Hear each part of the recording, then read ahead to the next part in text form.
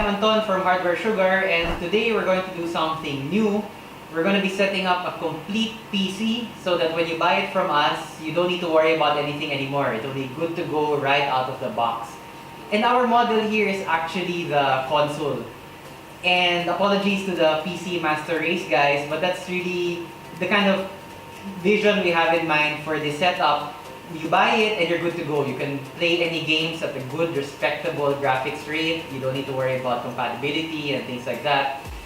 We're really focused on the accessibility because there are a lot of people who want to get into PC gaming but they're confused. They're a bit concerned, like there's so many things I feel I need to know about processor speed and RAM speed and graphics cards and drivers and BIOS and SSDs, and there's so many things confusing about PC gaming, and all I want to do is to play. So that's what we want with this setup. You just buy it from us and you're good to go. Again, straight out of the box. This is going to be a budget rig, so it will be accessible also to someone who just wants to try out PC gaming. Someone who doesn't want to spend too much money. Someone who isn't like an aficionado or a gearhead or a gadget fanatic who wants all of the latest bells and whistles. You know, you're not gonna find a hidden RTX, GeForce RTX in our budget rig. It's set up to be accessible to the newcomer and to those who want a mid-range rig at a very decent price point. And of course, we'll start with the CPU. No surprise there. We will go with the AMD Ryzen 3 2200G. The beauty about the Ryzen is that it comes with its own graphics card. It's built-in graphics chip. It's built in already. And I wouldn't have recommended this in the past. A lot of the integrated CPU, GPU type APUs or accelerated processing units they were no good for gaming. I would not have recommended them in the past. But AMD has done some magic in the past few years, and this is their latest product, and it's actually quite good. It's a very good price at a very good performance point. And that's why it's not surprising that a lot of budget rigs are built around the Ryzen 3 2200G and its muscular older brother, the Ryzen 5. And for a good reason. Again, excellent price point for an excellent performance. The next up is our motherboard, of course. We have a AM4 compatible motherboard from MSI. This is perhaps the cheapest branded AM4 Mobo that you can get. Not to knock it, I mean, it's still quite good, again, for its price point. You'll notice it has a black finish, kind of black glossy finish. It's a micro ATX, so it'll fit into smaller cases. And again, that's the sort of feel that we want. We don't want this gigantic PC. We just want something that's easy to slide underneath your desk, easy to lug around, and things like that. So the motherboard has two RAM slots. It has one PCIe slot. It also has MSI's easy diagnostic tool, so that if it doesn't boot up, an LED will light up saying that maybe you should check the CPU or things like that. There are 4 indicator lights. You don't need to worry about that when you buy it from Hardware Sugar because we test all of our units, we assemble them personally, and right out of the box you'll be good to play. For our first surprise, because the first two were, very run-of-the-mill, instead of a hard drive, we decided to go with an SSD, a 120GB SSD, and why did we do that? SSDs are a lot faster than hard drives, usually on the average around 30% faster. And you've experienced this already. Whenever you boot up your laptop or your cell phone, they boot up so quickly because they're running on SSDs. SSDs are physically faster just because of the physics of it. Hard drives, they have to spin around to read the data. They spin around at thousands of rotations per minute, and that's how they read the data. SSDs are basically like a big flash drive. That's why they work so fast. Everything is sort of digital or electronic. There are no moving parts in an SSD. So what you get with the SSD is much higher performance for your games or for any application, as well as for your OS when you boot it up. Of course, again, this is a trade-off. 120GB will give you space for the OS, for Windows 10, and for a couple of games. But you will really run out of space quickly with only 120GB. We do give you the option to purchase an additional 500GB or 1TB of a standard hard drive, just in case you want it for your documents or your photos or your videos or things like that. That will be an add-on. The default budget rig will have this SSD 120 gig installed in it. So of course you would want more RAM. Who doesn't want more RAM? But again, this is a budget rig, so we had to make compromises. But actually, if you do your research online, if you're just doing a single application, like you're just playing a game or you're just in Word, 4 gigabytes will be sufficient, and you do get decent frame rates, or you do get decent performance even just with 4 gigabytes. Although yes, it is true that some quirk of the Ryzen architecture, it does get a very significant speed boost if you use 2 RAM slots, or you use the dual channel RAM of the motherboard. So we will be giving you, again, it's an add-on option to add more RAM to the budget rig, but the default setup will just have 4 gigabytes of RAM. And again, the performance is quite good. You can play most games without any difficulty, and you can see that when we actually play the games later on. And lastly, we do have a branded PSU. The PSU is sort of like the foundation of a house. You never see it, nobody ever says, ang ganda ng foundation mo, wow, that's really nice. But without the foundation, the house crumbles, the building falls apart. And it's the same thing with a PSU and a computer. Because if you think about it, the PSU is plugged into everything. It's plugged into the Mobo, it's plugged into the CPU, it's plugged into your hard drives and things like that. If you have a graphics card, it's also plugged in there, usually. So you don't want to go with a cheap generic PSU because a lot of things can go wrong.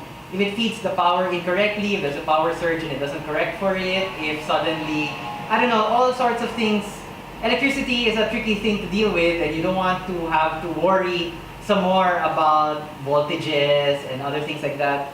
So we decided to play it safe, and because to be honest, we could have gotten a much cheaper PSU for the budget rig, and bahala na, sorry na lang kayo if it breaks down, but we didn't want that. Hardware sugar is always about quality, even for the budget rigs.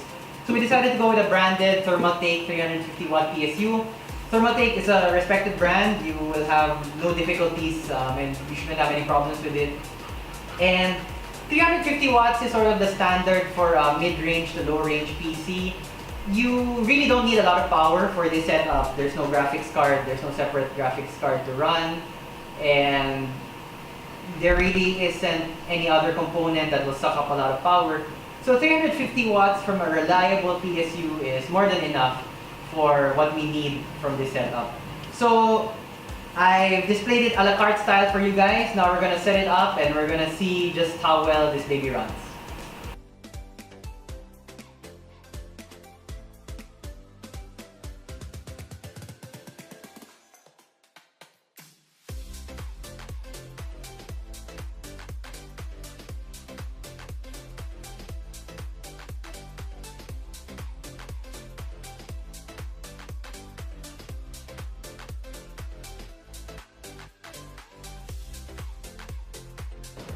Assuming the microphone of this thing is working, we are at 65 FPS, tower's kicking my ass. I believe these are the minimum settings of DOTA2. Plays very smoothly, no problems with frame rate. You can see though that we're using up most of the RAM. Well, it's really, 4 gigabytes rather, is really sort of the minimum you can get now for any modern system. I really don't know what I'm doing because I'm not really a Dota player or a MOBA player for that matter in general. Again, it's been so long since I played, I have no idea what's the best way to play and things like that. I'm holding steady at around 66 frames per second. And that's really the average. So let's see if we can up the display rate. I don't even know how to quit. This is at full mode at 1440 resolution. I'm afraid the monitor we have here can't go any higher. So, well, it's still playable. It's not too bad. It's a little janky, but still playable at maximum settings on 1440. You notice there's no sound because this is our test rig and I haven't hooked up any speakers to it, to be quite honest. Usually get around to doing that. the monitor's old as well and things like that. Hopefully when we get extra stock in, we can actually, you know, put something, you know, a nice monitor and kind of make this less of a very basic setup. But you notice the water and all of the effects and things like that, the fire and things, isometric display. It still runs well at around 30 FPS. We're just loading up a game of CSGO, and usually I play counter. This is the DOTA2 though, so I have no idea what I'm doing. Okay, I gotta get the mouse speed back up. Where's the buy menu here, for God's sake? 3-1 the best issue. Okay, poking.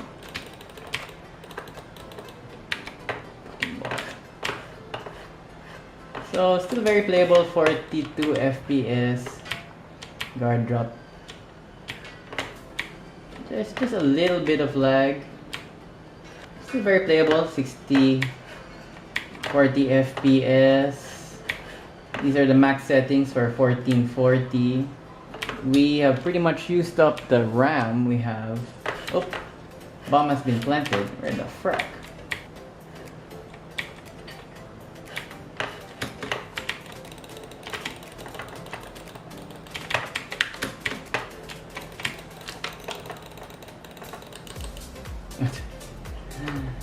Ay, nako. How the fuck don't I have my crutch?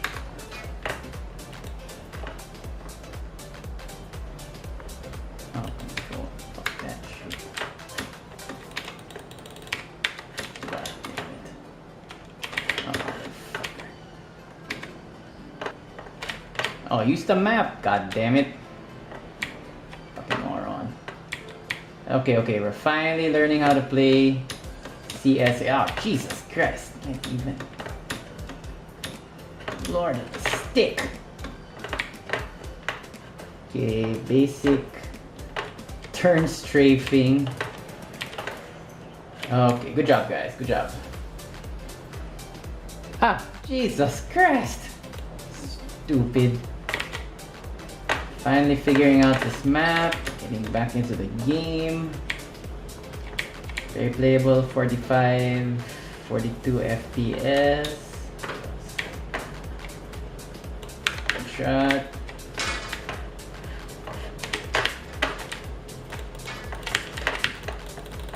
Good shot. Oh shit.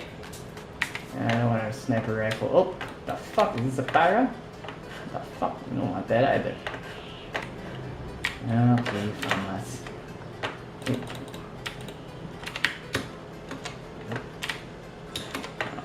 Fucker.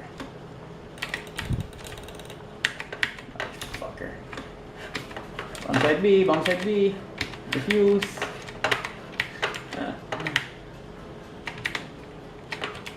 What, you need a defuse kit now? Do you need a defuse kit? How do you, God damn it! Ah. Jesus Christ. I have to... Ah. Okay. Gonna have to Google how to defuse bomb in CSGO. God, I remember having moments in high school where you're the idiot who can't... Oh shit! Oh shit! God damn it. While we're waiting, I'm gonna Google how to use defuse kit in CSGO. Oh, there's like a command. Okay. Command. Bomb 5. Rebuy, inspect weapon, reload, use is E. Oh, okay, probably E then. So still very playable. To get back to the point of why we're playing CSGO, still very playable, 41 frames per second. Most of the RAM's pretty much used up. There's just one. I'm sorry, counter-terrorist. I've been a horrible teammate, letting you guys down. And hopefully bot Orin can pull it through for us. Oh, it's on your left, Oh, Jesus, man, these bots are stupid. Oh, Pakabayani. Well, to be honest, also I haven't played any of these games in a while. It's weird that the counter-terrorists start out like sort of in the middle, like where the tunnel used to be. Oh, shoot! But it's embarrassing. So the last thing left for us to do is to name this sucker. And the name actually comes from all of the Filipino internet guys out there who post on the hardware forums. And if you go to those forums, it's always like, I need a hard drive, budget meal lang. Kailangan ko ng GTX 960, respect, budget meal lang. And at first I didn't know what the heck this budget meal thing was. I didn't understand the lingo. But if you think about it, it makes sense. A budget meal is like the budget meals you see in the fast foods. You go to Jollibee, you order a Chicken Joy, and you know what it is. It's good, cheap food that's really satisfying. And thinking about it, that's what we wanted for our first pre-built rig. We wanted something that was affordable, that was accessible, that was quality parts. And so we decided to name it Budget Meal Alpha. So you'll notice that once we updated the driver of the CPU and updated the BIOS, there was a big performance bump and we were getting super decent rates of around 60 frames per second in DOTA2 and around 45 frames per second in CSGO. All of those were at mid to high graphics, so very respectable price at a very respectable performance. And I found it very playable all around. All of the times I died in CSGO, those were all completely my fault. It wasn't the fault of the rig for stuttering. You can spin around no problem in CSGO and things like that. And so I think we achieved what we set out to do, which is to come up with a budget rig, a pre-built computer at a good price point that's accessible to most people who just want to play already. I don't want to mess around with the hardware. Let's just sell it to me and I'm going to bring it home and I'm going to play. And if you like the performance of Budget Meal Alpha, you can buy it from us now. It's available. You can go to our website, you can order it there, you can comment on Facebook or comment in the YouTube section. And if you have any questions or things like that, we're more than happy to answer them. If we will have an extended video of gameplay footage exclusively played on Budget Meal Alpha, so that you can see it really, you can see it in different games and you can see that the performance is good and things like that. And again, it's like a fast food, like Burger King. You can have it your way. If you want more RAM, if you want more hard drive space, we can add all of those things as add-ons. So thanks so much for watching and we'll see you in the next video.